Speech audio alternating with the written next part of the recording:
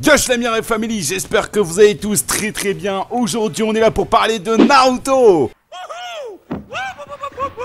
Oui, on est là pour parler de Naruto, mais pas de n'importe quoi, on va parler du one-shot de Minato Namikaze. Voilà, là on apprend comment il a créé le Rasengan, l'or tourbillonnant pour les francophones, bien évidemment. Donc là, on va parler de ce one-shot, je vais vous donner mon avis sur ce one-shot. Évidemment, vraiment que pour vous dire que tout simplement c'est une masterclass. Voilà, clairement, moi je vous le dis, là, vous avez déjà mon avis premier, c'est une masterclass. Alors je l'ai lu hier, quand il est vraiment sorti officiellement, j'avais envie vraiment de me laisser le temps de me reposer, de relire un coup le chapitre pour pas dire ouais c'est juste une masterclass, on apprend ça.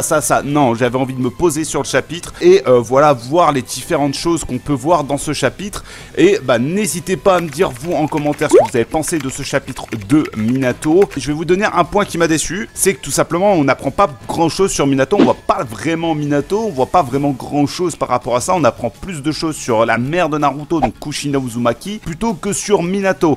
Et on apprend plus, ouais on va dire plus dans le couple qu'a formé Minato et Kushina. Alors c'est super bien, j'adore, hein, vraiment, c'est pas un défaut, mais quand on nous promet un one-shot spécial Minato, bah c'est vrai que c'est un peu bizarre. Ça reste pas mal parce que du coup ça nous apprend plus de choses qu'on n'a pas appris dans le manga Naruto, et ça je trouve ça incroyable quand même. Voilà, c'est une masterclass au niveau de ça. Je trouve que le chapitre est un peu court également. Alors hein, à la base il devait être encore plus court, hein, que Kishimoto nous a proposé autre chose et nous a proposé un chapitre plus long qu'à la base. Ouais, c'est pas faux. Autre point noir, c'est la tenue de Minato en mode Jonin. Faut m'expliquer, hein, la tenue de Jonin quand il est en Jonin ou Chunin, on va dire ça comme ça, c'est comme ça. Voilà, je vous le dis, hein, voilà. Et là, ils nous ont mis la version Chunin dans The Last. Et ça, c'est pas pareil, c'est pas la même tenue. Donc Kishimoto, c'est un petit peu, je pense, emmêler les pinceaux par rapport à ça. Ou est-ce que c'est tout simplement par rapport à la précédente guerre qu'ils étaient habillés comme ça? Possible, hein, attention, hein, moi je dis juste que, voilà, ça concorde pas, c'est une petite incohérence avant la fonction qu'il y a dans la version qu'on a avec Kakashi enfant, parce que c'est pas très loin, on voit Kakashi à l'académie d'ailleurs, on voit Guy,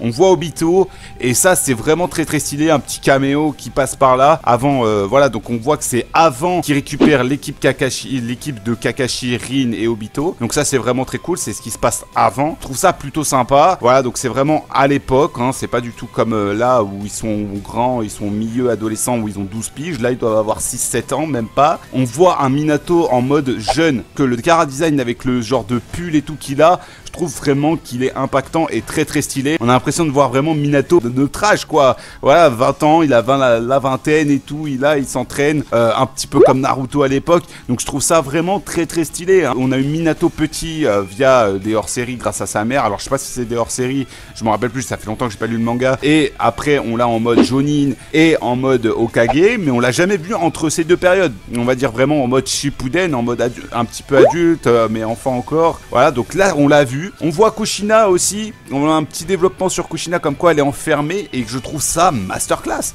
Mais oui, c'est clair. Vraiment, on nous montre comment avant ils avaient peur du bijou. Alors faut m'expliquer aussi un petit truc, la meuf elle est enfermée partout, alors que Naruto, le frérot, il se balade dans tout Konoha au calme. Est-ce que c'est parce qu'il savait pas qu'il était l'autre le Kyuubi, donc du coup c'était tranquille, et puis c'était un saut un peu plus puissant que celui qu'avait Kushina à l'époque. Donc voilà, on peut se dire que parce que vu que Naruto avait un saut beaucoup plus puissant que celui de Kushina, hein, ça peut jouer aussi, hein. Je trouvais ça pas mal parce qu'on avait vraiment ce contraste entre les deux, entre celui qui sait qu'il est l'autre de Kyuubi, donc il est enfermé, et celui qui ne sait pas, laisse en liberté sans qu'il le sache. La fin avec bien évidemment le développement du Rasengan avec Jiraiya et tout ça, et je trouve que c'est trop stylé car pas Minato qui a donné le nom, c'est Kushina, donc le nom de la technique de Minato vient de Kushina, et ça je trouve ça masterclass. Et le fait que parce que ça vient du tourbillon des Uzumaki, bah, je trouve ça encore plus stylé, et on voit que bah, tout simplement aussi que bah, c'est grâce à Kushina que Minato a appris le Fuinjutsu. On apprend que Kyuubi, on dit que bah, il avait jamais vu un ninja aussi compétent que à part Hashirama, depuis Hashirama, donc vraiment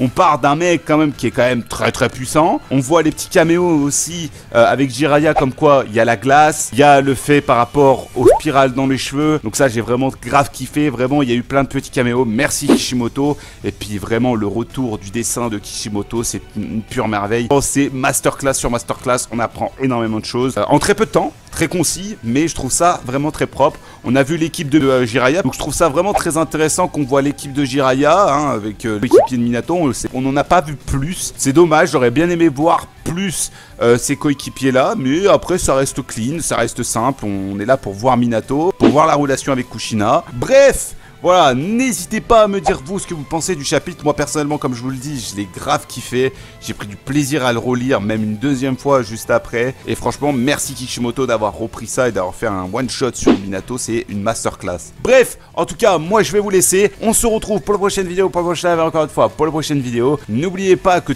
tous les mercredis à 18h05, on se retrouve sur cette chaîne. Et donc du coup, bah voilà, à la semaine prochaine les frérots. Bien évidemment, n'oubliez pas que la Mira Family est toujours en vous. Et sur ce, ciao les gars!